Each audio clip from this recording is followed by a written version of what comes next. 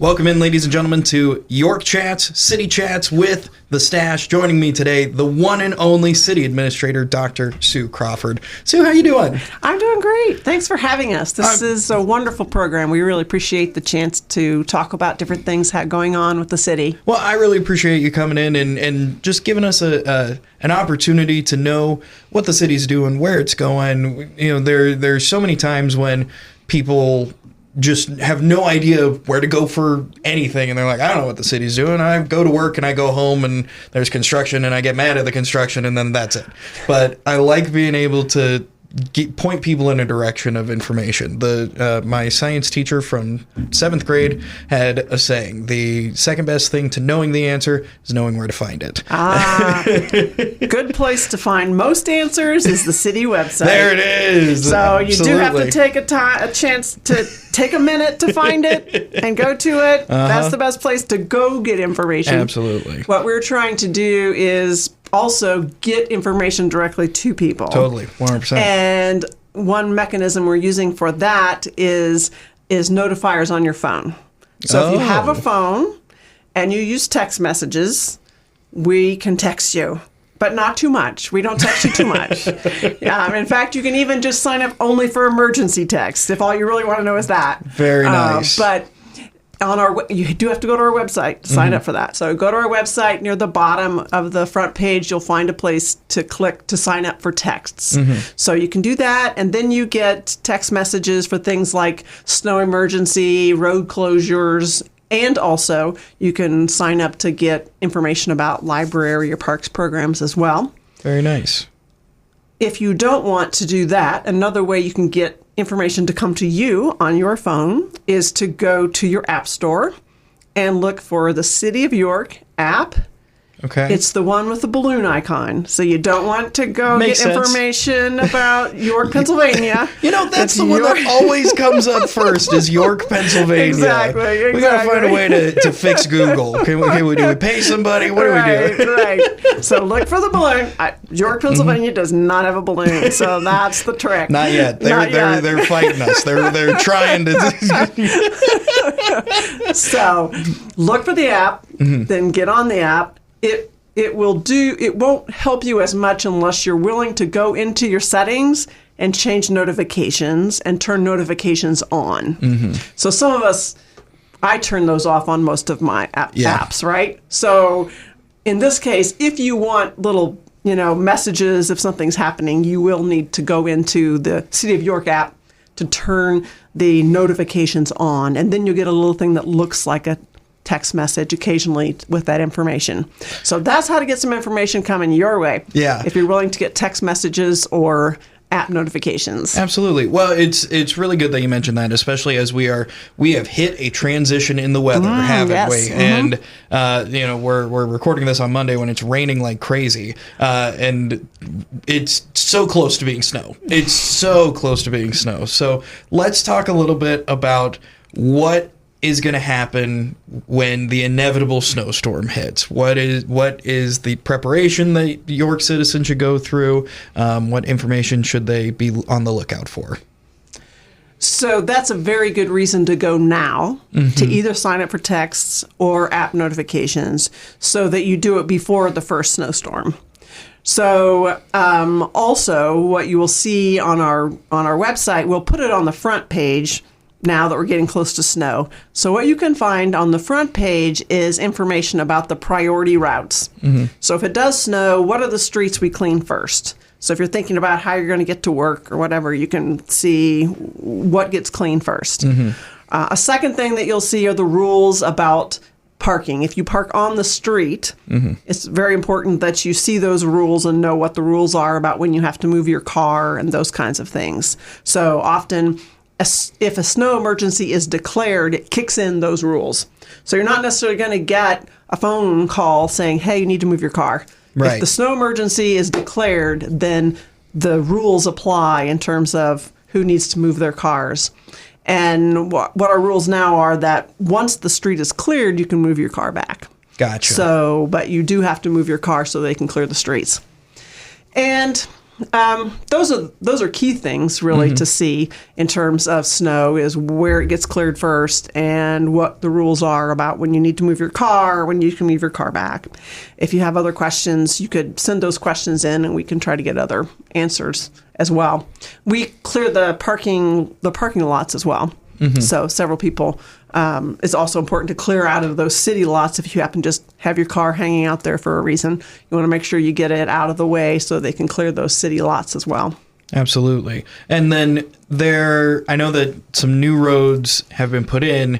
Is there anything of note about those new roads this upcoming winter season? There sure is. Thank you for mentioning that. You may have seen last year little orange triangles that said that some portion of the street was not salted. So our newest roads cannot be salted, or it corrodes the new pavement. So that's temporary, but just for a couple of years, we need to not salt them. So key areas would be 6th Street and the Blackburn Bridge. But there are also a couple of other places in town. It's important to watch for those areas that aren't salted and be extra careful there. So there'll still be signage up saying, hey, be careful, just take those roads a little bit slower. Yeah. They'll still be putting down sand or other materials. Sure. But we can't put the most potent things on the newest streets. The ice melter. Right. It's just going to, instead, we're walking on gravel on top of ice instead of getting down to the pavement. I gotcha. Makes total sense. And then, people are always looking for ways to get out of the house, especially when it gets cold outside. What are some of the places to look for in York to get out of the house and avoid cabin fever at all costs? Great. So the community center has all kinds of fun for people of all ages. The Fun City draws a lot of kids in, and there's exercise equipment and a pool and a place to play racquetball and basketball. So the community center is a good place to go burn off some energy. We also have a program where if you're a parent working out, your kids can be watched by someone else at Fun City, so you can make sure you get your exercise in and just a little time away from the kids before you go back to kid craziness, right? And also, the library has hours and different kinds of opportunities and activities there for kids, and a few for adults, and fun new books to read and things like that. Also, we have the Anna Bemis Palmer Museum is open from 10 to 4, Tuesday through Friday. Also in the summer here, in the winter, what season is it? Winter. in the winter, for November and December, they have some extended evening and Saturday hours. So you will need to check the website for the museum to see when those hours are, but a few extra times you can go and see what's there now. Right now, there's displays about the history of York County there.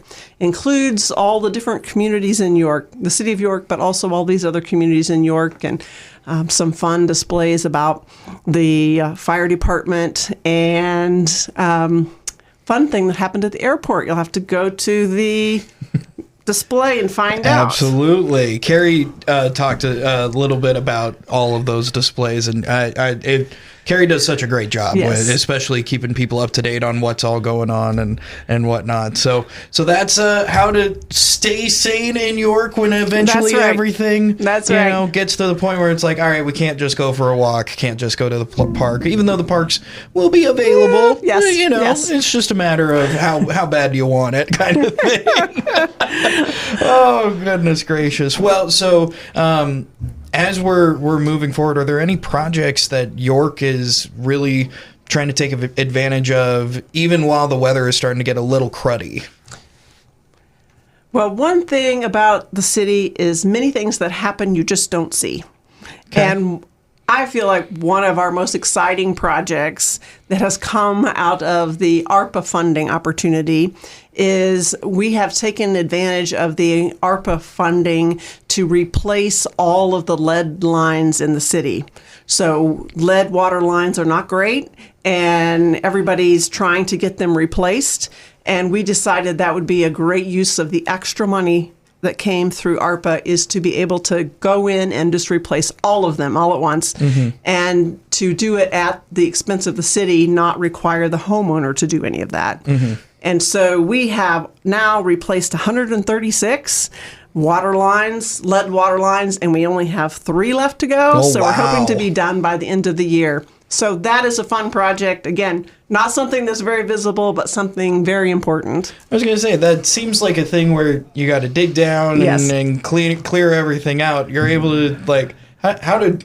Seems like we haven't even noticed that it's been happening. Well, you probably noticed it was in your front yard. That makes sense. That makes total sense. 100%. But we try to do our best. And Yeah. then also, the funding also replaces that sidewalk and everything. So it Sure. tries to fix it up entirely. So Yeah. Very interesting. Is there anything else going on in the city of York that we should let the people know about before we head on out of here? I would just give a heads up in the new year. Watch for announcements of the new work on a comprehensive plan. A comprehensive plan is a big project that we work on every 10 years to figure out what we want to see in the future. And this is an important time to be involved in what you'd like to see in the future. So just watch for that in January and for opportunities to be involved in that. Very nice. And the best way to get involved and to get all this information is by going to the website? Go to the city website. Go to the city website or download the app with the balloon on the front. That's right. We would definitely send these announcements out on the text and notification apps. Absolutely. Fantastic. City Administrator Dr. Sue Crawford, thanks for joining me today. Thank you.